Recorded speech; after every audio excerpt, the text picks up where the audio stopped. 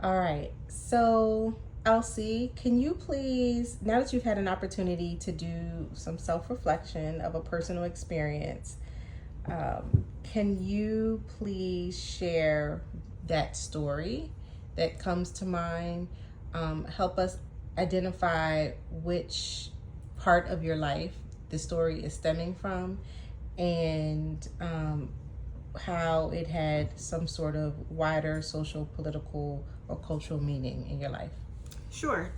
So I'm reminded of being given compliments and praise for being articulate, well spoken. And this comes from growing up, being a child.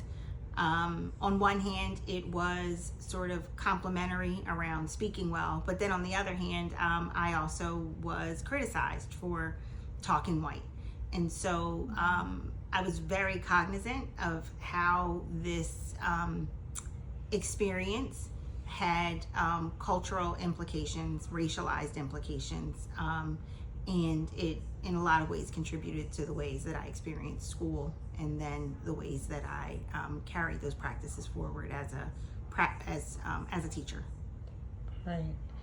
And so now that you've had some time to sort of excavate that experience and ask questions about sort of its larger impact to your practice, what did you identify as sort of the strength of the experience, and your perceived strengths of that experience, and the vulnerability to your discretionary decisions in your practice? I think in terms of strengths, it built confidence. It made me feel like speaking well was important. It made me feel that speaking well was central to my success.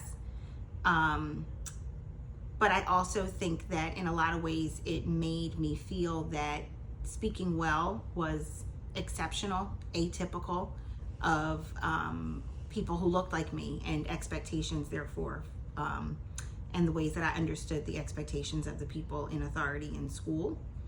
In terms of vulnerabilities, I think that it led me as an educator to hold, in some regards, unrealistic expectations in terms of centering expectations around the ways that my students spoke, and the ways that I corrected their speech, the ways that I corrected their writing, and communication if it was inconsistent with dominant expectations. Okay. Thank you. Thank you.